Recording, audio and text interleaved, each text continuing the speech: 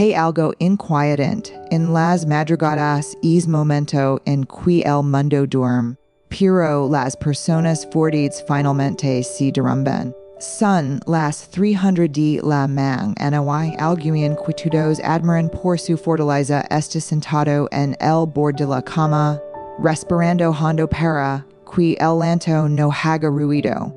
No hay mensajes, no hay llamadas, no hay hombros disponibles. Solo un silencio tan profundo que parece juzgar. Ju por que quienes sostienen a todos son precisamente los que no saben si mo sostenerse a sí mismos. Du en que momento confundimos fortaleza con silencio y silencio con autocontrol. Lo más sorprendente es que estas personas no lloran porque sin de biles, sino porque llevan demasiado tiempo siendo fortes. Porque nadie les pregunta si mo estaban realmente. Porque aprendieron a ocultar sus fracturas para no preocupar a otros. Y sin embargo, en es instante frágil, hay una verdad que casi nadie quiere admitir. Incluso los más fuertes necesitan un lugar donde caer. Pero aquí viene la parte que casi nadie se atreve a mirar. La que cambia por completo la manera en que entendemos la vulnerabilidad. Lo que ves en esa habitación oscura no es derrota, es humanidad. Es el punto exacto donde comienza la autenticidad emocional. Y si sigues escuchando, a descubrir por qué este tipo de llanto silencioso no solo revela una herida profunda, sino también una fuerza que el mundo moderno ha olvidado reconocer. Lo que viene a continuación puede incomodarte, puede hacer cuestionar tu propia manera de cargar con el peso, pero también puede abrir la puerta a una forma más honesta de vivir.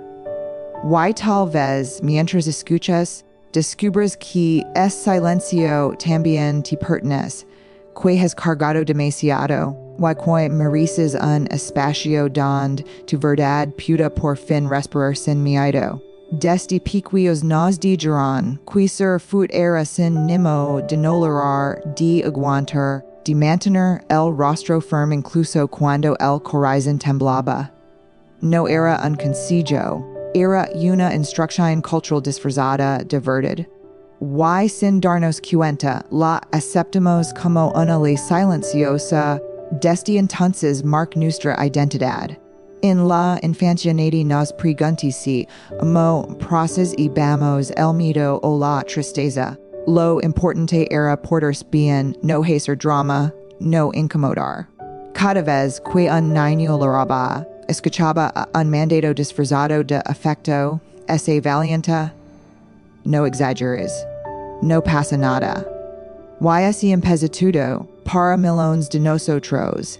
Con el tiempo, es mensaje infantil se transforma en un patrón automático, sentir era un riesgo, mostrarlo era un lujo que pocos podían permitirse. La escuela refuerza el guión. La sociedad lo convierte en norma. Y la adultez termina por celar la idea de que la vulnerabilidad debía ocultar siempre. Este condicionamiento genera generaciones enteras emocionalmente restringidas. Personas que saben resolver problemas, pero no expresar dolor. Individuos que pueden cargar responsabilidades enormes, pero no aceptar ayuda. Hemos normalizado la fortaleza como un traje obligatorio, un uniforme social que veil, mas que cualquier necesidad interna que intentemos reconocer en este mundo. Y aquí entra una de las observaciones más poderosas de Brené Brown, la armadura emocional. Esa coraza invisible que construimos para evitar sentirnos expuestos. Es pesada, rígida, incómoda, pero efectiva para ocultar el miedo a ser juzgados. Con el tiempo, se vuelve casi imposible quitársela para la mayoría de personas. Lo irónico es que esa armadura se crea para protegernos, pero termina aislándonos. Nos incita a sobrevivir, Pero no a connector. Nos mantener guidos, pero emocionalmente ausentes. La fortaleza mal entendida nos permite respeto, cuando en realidad nos roba autenticidad. Y es a pa redita dual mes de lo que admetemos hoy, pero lo más preocupante es que esmido se repite sin cuestionamiento. Padres que en sí en esos hijos a calar emociones, que ellos mismos nunca pudieran expresar. Laí dirs que glorifican la dureza mientras esconden su fragilidad. Sociedades que celebran la resistencia, pero castigan cualquier sí al de sensibilidad humana real hoy. Así crees la idea de que colorar es un fracaso personal, cuando en realidad es una forma de liberación biológica y emocional. Sin embargo, al reprimirlo, convertimos el llanto en un tab silencioso. Y tab crea un mundo donde todos fingen estar bien, incluso cuando estén desmoronando hoy. Esta es la herencia cultural que cargamos sin darnos cuenta, generaciones aprendiendo a ser fuertes por obligación, no por lesión. Y aunque creemos que esta fortaleza nos hace respetables, lo único que realmente construye es distancia. Distancia con otros, y peor en distancia con nosotros mismos cada día un poco. Por eso es tan importante cuestionar el miedo antes de que siga moldeando nuestro futuro emocional. Comprender de bien en de bien nos permite decidir si queremos seguir viviendo bajo él. Y pues al reconocer su origen, podemos empezar a construir una fortaleza distinta, una que incluya espacio para sentir de verdad. Hay un tipo de dolor que no se ve, pero ese se acumula. Es el dolor de quienes viven bien por fuera, mientras por dentro elevan un terremoto silencioso. La psicóloga lo llama represión emocional, pero en la vida real se siente como sostener un resorte con fuerza. Cuanto es lo prisiones, más violento ser el momento en que se libera. Lo mismo ocurre cuando intentamos ocultar lo que sentimos. Creemos que estamos siendo fuertes, cuando en realidad estamos generando una prisión interna que tarde o temprano exige salir. Imagina un vaso transparente. Cada decepción, cada responsabilidad extra, cada palabra que no dices, cada lágrima que decides guardar para después, valen en dolo poco a poco. Al principio parece manageable. Piensas, puedo con esto. Solo es un mal día. Pero los días se suman, el vaso se llena.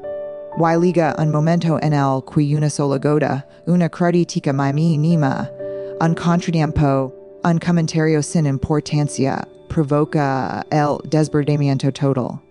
No fue esa gota la que te rompe, fu todo lo que acumulaste antes. Muchos viven así sin darse cuenta. Se convierten en expertos del autocontrol, la persona que siempre tiene la respuesta, el trabajador perfecto que jamás se permite fallar, la madre o el padre invencibles que nunca muestran cansancio, el amigo siempre disponible que escucha todos pero nunca habla de sí mismo. Desde fuera parecen admirables. Desde dentro están exhaustos. Y esa contradicción es la raíz del quiebre emocional oculto. La represión emocional no es simplemente evitar lograr, es entrenarse a sí mismo para no sentir del todo. El cerebro entra en modo supervivencia, bloquea emociones, minimiza el dolor, oculta la tristeza. Pero lo que no expresamos no desaparece, se transforma, se convierte en irritabilidad, insomnio, agotamiento, ansiedad, pérdida de sentido. El cuerpo empieza a hablar cuando la boca se niega a hacerlo. Y el lenguaje silencioso es devastador. Aquí es donde la tensión narrativa se hace evidente. La vida cotidiana est a lena de personajes clavaven esta doble existencia. El G. Paris duro pero no dormbin. La estudiante brillante que sonríe pero vive en tensión constante. El amigo bromista que evita las conversaciones profundas. Todos esconden la misma herida. El miedo a permitir que otro ve su vulnerabilidad. Como si sentir fuera peligroso, como si mostrarse real fuera un riesgo. Why, sin embargo, esta contradicción crea un conflicto interno que termina fracturando la identidad. Las personas empiezan a vivir desconectadas de sí mismas. La versión en pública y la versión en privada ya no coinciden. A largo plazo, esta división tiene un costo emocional altísimo. Te desgasta, te endurece, te aísla. Terminas creyendo que nadie te entiende, pero tampoco permites que nadie lo haga. Ser fuerte por fuera mientras estés roto por dentro no es una cualidad admirable. Es un mecanismo de defensa que necesita ser desarmado con compasión. Y este es el punto exacto donde comienza la transformación emocional cuando te atreves a mirar es resort, es vasolino y reconoces que no puedes seguir sostener endelo solo. Aquí se abre puerta a la verdadera fortaleza.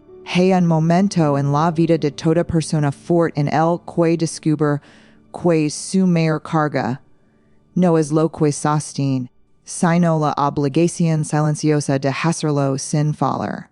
Y es ahí donde comienza el llanto invisible. No porque no pueden con la vida, sino porque sienten que no pueden fallar. Que un solo instante de vulnerabilidad podría derrumbar la imagen que otros tienen de ellos. La imagen que han alimentado durante años, a veces sin querer, a veces por pura supervivencia emocional. Los fuertes lloran en silencio por creen que si se muestran vulnerables, alguien se desilusionar. Un hijo, un amigo, un hermano, una pareja, creen que su tristeza es un peso que podría aplastar a quienes confían en ellos. Entonces se contienen, se muerden las palabras, respiran hondo y siguen adelante como si nada estuviera mal. Pero todo el tiempo sienten que llevan una vida emocional a cuestas que nadie espera notar. Este miedo a defraudar no es de la nada. Es el resultado de años de autoexigencia. Algunos crecieron escuchando. Ti eres el responsable. Ti tú eres el maduro. Ti tú eres el que siempre enciende. Otros interiorizaron el rol del salvador, el que arregla, el que evita conflictos, el que da estabilidad cuando todo alrededor se desmorona.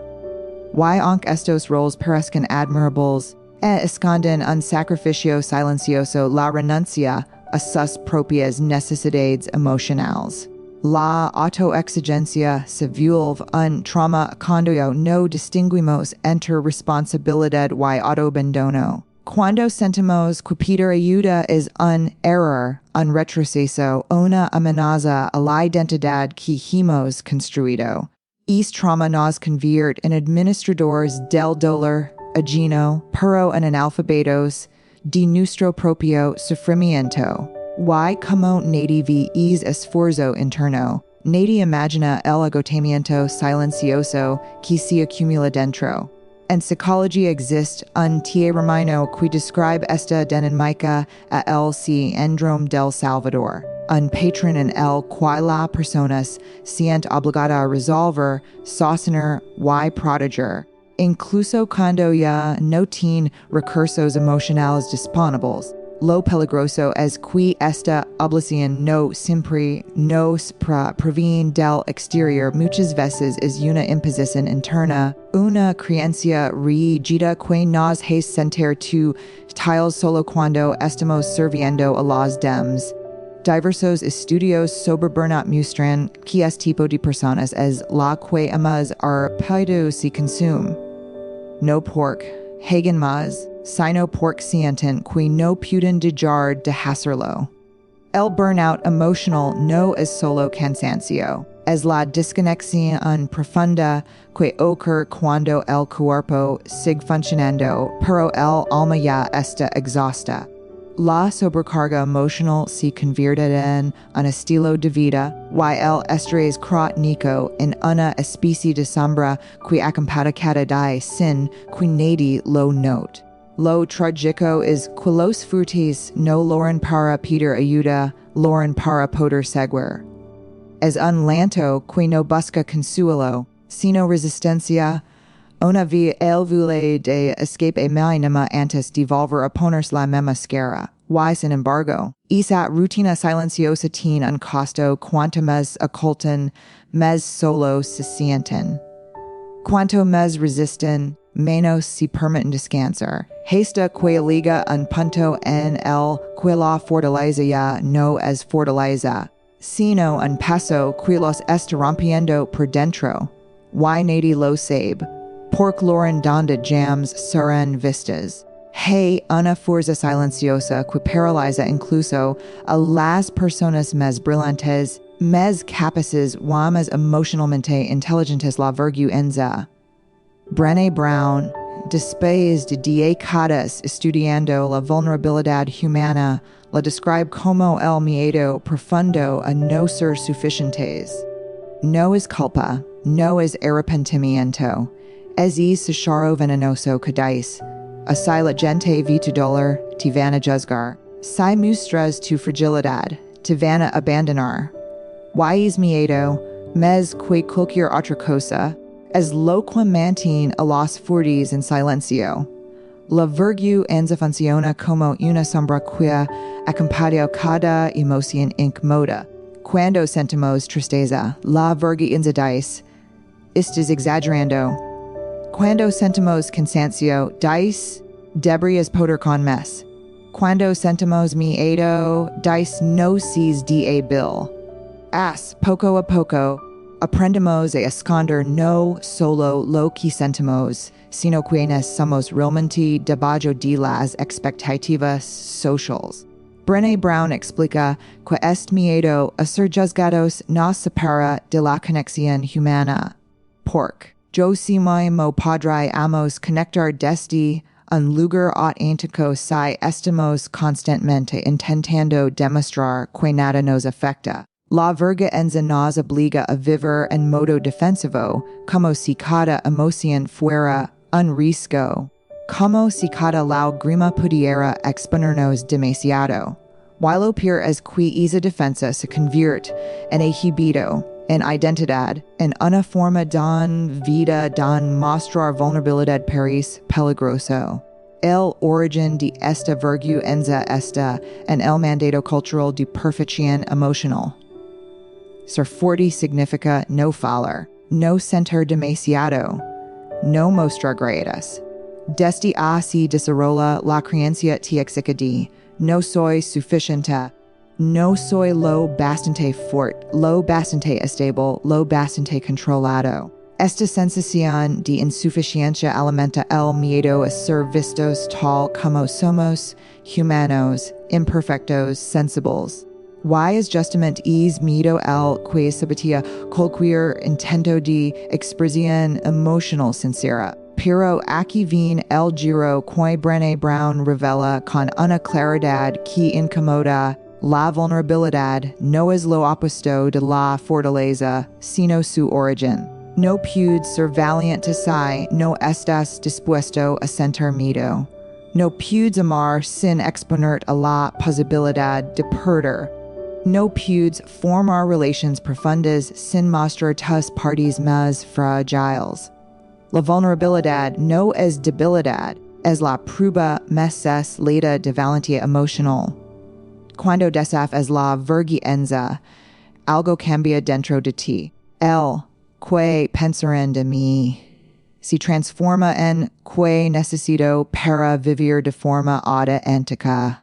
Y el no soy suficiente se convierte en soy humano y eso es suficiente. La vulnerabilidad se vuelve entonces un acto de poder, no disumisión. Y curiosamente, es acto el cuales nos conecta con otros. Por cuando alguien atreve a mostrarse real, permite que otros también respiren. Este es el punto que incomoda al espectador porque lo confronta con su propia verdad. Tal vez no te falta fortaleza, tal vez te sobrevergüenza. Y mientras la vergüenza dirige tu vida emocional, nunca podrás experimentar la conexión profunda que realmente deseas. La salida no es endurecer más, sino atreverte a sentir sin esconder. Ese es el verdadero significado de ser valiente. Hay una paradoja dolorosa. La vida de las personas que se esfuerzan por ser inquebrantables, mientras fuertes intentan perecer, mas solas terminan estando. La fortaleza excesiva, aunque parezca admirable desde fuera, crea un muro invisible que dificulta la conexión verdadera. No es que los dems no quieren acercarse, es que no tienen acceso a lo que realmente ocurre dentro. Y así, poco a poco, el silencio emocional empieza a separar lo que antes parecía inseparable. En una relación de pareja, por ejemplo, la falta de vulnerabilidad crea distancia. Cuando uno siempre dice, estoy bien, no pasa nada. Lo manejado, la otra persona empieza a sentir que algo falta, como si estuviera amando a alguien que vive tras un vidrio. No hay discusiones grandes, pero hay una ausencia más peligrosa, la ausencia de verdad. Que si mo pude alguien abrazar lo que no conoce, o si mo pude sostener lo que nunca se muestra. Con los amigos ocurre algo similar. Todos admiran al fortet, al que siempre da consejos, al que parece tener la vida bajo control. Pero nadie imagina lo mucho que necesita ser escuchado también. Y como no lo expresa, sus amigos nunca lo ven. No es que no quieren ayudarlo, simplemente no saben que lo necesita. Y así, el fuerte se convence de que no puede contar con nadie, sin ver que él mismo es quien ha cerrado la puerta. En la familia, la situación es aún más silenciosa. Muchos hijos crecen viendo a padres que jamás mostraron una grima, una duda o un miedo. Y por eso creen que en la adultez lo correcto es replicar ese modelo. Todo está bien. Dicen, incluso cuando llevan años sintiendo que no lo es. Du claro antes generaciones se han pasado este guiando boca en boca sin cuestionarlo. Clientes historias se han quedado atrapadas entre personas que se aman, pero que no saben si hablar de verdad. El costo de ser inquebrantable no es la soledad externa, es la desconexión interna. Cuando nunca mostramos nuestra vulnerabilidad, privamos a los dems de la oportunidad de acercarse, comprendernos y acompañarnos. Nos convertimos en espectros emocionales presentes físicamente, pero inaccesibles por dentro. Y aquí surge la pregunta incómoda que el espectador debe enfrentar. ¿Qué entes relaciones has perdido por ser demasiado fuerte? Que entos vínculos se han debilitado porque preferiste calar antes que admitir que necesitabas apoyo. Tal vez no te falte amor en tu vida, tal vez lo que falta es permitir ser humano. Imagina por un momento que en el futuro la fortaleza ya no meda por que ente puedes resistir, sino por que ente eres capaz de sentir. Que la vulnerabilidad no sea un riesgo, sino un lenguaje común. Que lograr no sea signo de debilidad, sino una señal de madurez emocional. Puede parecer un sueño idealista, pero la psicología contemporánea empieza a señalar que las próximas generaciones crecerán bajo un paradigma emocional completamente distinto al que heredamos. vivimos en un mundo hiperconectado, donde cada emoción, cada pensamiento y cada inseguridad puede compartirse en segundos. Este escenario, lejos de deshumanizar, está obligando a la sociedad a replantear qué significa ser fuerte. En un entorno saturado de información, la verdadera fortaleza ya no será aguantar más, sino saber navegar el mar de estímulos internos sin perderse. Será reconocer las emociones antes de que exploten, sostener conversaciones difíciles sin herir, pedir ayuda sin sentir que el mundo se derrumba por hacerlo. Estudios recientes sobre inteligencia emocional sugieren que las habilidades más valiosas del futuro no serán las cognitivas, sino las afectivas, la capacidad de autorregularse, de empatizar, de escuchar, de comunicarse con autenticidad. Esto implica que la vulnerabilidad, esa que nos intentamos ocultar, se convertir en una forma de sabiduría emocional, quien pueda reconocer su fragilidad tendrá una ventaja humana profunda, especialmente en un mundo donde la automatización será capaz de replicar casi todo, excepto aquello que nos hace realmente humanos.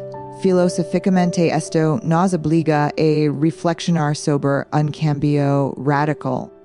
Y si la fortaleza del futuro no consistirá en dominar emociones, sino en comprenderlas.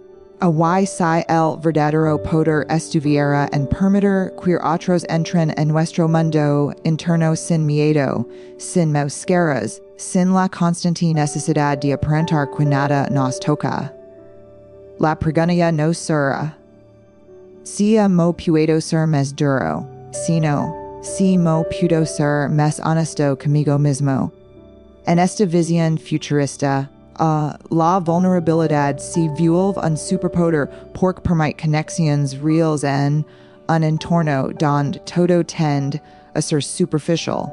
Las nuevas generaciones bombardeadas por discursos de salud mental, mindfulness y autoexploración empiezan a valorar conversaciones que antes evitaban el miedo a fracasar, la presión de las expectativas, la ansiedad de no ser suficiente. Lo que antes se guardaba en silencio ahora se habla abiertamente. Lo que antes se consideraba vergonzoso ahora se celebra como parte del crecimiento personal. Incluso en el ámbito profesional, la fortaleza emocional será un rasgo indispensable. Empresas de todo el mundo ya buscan líderes capaces de mostrar humanidad, admitir errores y crear espacios psicológicamente seguros. El liderazgo del futuro no será autoritario, será vulnerable. Y esa vulnerabilidad, bien gestionada, será la base de equipos más creativos, resilientes y conectados. Quizás este sea el momento de replantear nuestra propia idea de fuerza. Tal vez hemos estado mirando en la dirección equivocada. Tal vez la verdadera evolución humana no consiste en endurcernos más, sino en atrevernos a sentir sin miedo. Porque en un mundo cada vez más digital, la emoción sin ser el último territorio genuinamente humano que nos cuidar por defender. Romper el silencio no empieza con un gran acto de confusión, empieza con un gesto pequeño, casi imperceptible, pero profundamente humano. La vulnerabilidad no se practica saltando al vacío, sino abriendo una rendija por donde pueda entrar un poco de luz. Y aunque parezca sencillo, este es el paso que más cuesta, porque implica desaprender os de fortaleza rally, gita y empezar a construir una nueva forma de ser fuerte. La primera herramienta es el lenguaje emocional. Muchos creen que no saben expresar lo que sienten, cuando en realidad nunca les enseñaron a hacerlo. Empezar no requiere discursos profundos, basta con frases sencillas como hoy me siendo saturado. Necesito un momento. Estoy este afectando mes de lo que quiero admitir. Nombrar lo que sentimos no nos debilita, nos da claridad. Y cuando usamos estas palabras con quienes confiamos, abrimos una puerta para que ellos también se acerquen. La segunda herramienta es aprender a pedir apoyo sin sentir vergüenza. Esto no significa depender de otros, sino reconocer que la conexión humana es un intercambio. Puedes empezar con lo mínimo. Tienes un minuto para escucharme. Me puedes acompañar. Necesito tu opinión porque esto me pesa. A veces el simple acto de pedir ayuda ya alivia la mitad del peso. Y aunque el miedo, el rechazo existe, descubrir que la mayoría de las personas se siente honrada cuando alguien confía en ellas. Luego viene la creación de recursos seguros, personas con las que puedes hablar sin filtros, sin juicio y sin máscaras. No necesitas muchos, basta con uno o dos. Estos recursos no se construyen de golpe, sino mostrando pequeñas piezas de ti mismo con el tiempo. Observa quien escucha sin minimizar, quien entiende sin corregir, quien te acompaña sin intentar salvarte. Ahí es donde tu vulnerabilidad puede respirar sin miedo. Finalmente, la práctica de la microvulnerabilidad diaria, pequeños actos que demuestran autenticidad sin exponer por completo. Puede ser admitir que tuviste un día difícil, compartir una inseguridad menor o simplemente decir no puedo con todo hoy. Estos gestos repetidos a diario suavizan la armadura emocional y te enseñan que mostrar no es peligroso, sino liberador. Y mientras avanzas en este camino, hay una verdad final que nadie te conta sobre ser fuerte. Y es en el cierre. Porque descubrir que la vulnerabilidad no solo te ayuda a sanar, también revela una fortaleza que siempre fue tuya, pero que nunca te permitiste ver. Al final, descubrimos una verdad que cambia todo. Ser fuerte no es cargar más, sino permitir sentir más. A lo largo de este camino aprendemos que la vulnerabilidad no te rompe, te humaniza. Nombrar tus emociones, pedir apoyo, crear espacios seguros y practicar pequeñas dosis de honestidad diaria no dejan diablo, sino auténtico. Y esa autenticidad es el tipo de fortaleza que no se desgasta. Hoy te invito a dar un peso inmediato elige una persona, una emoción y un momento para abrir un poco más.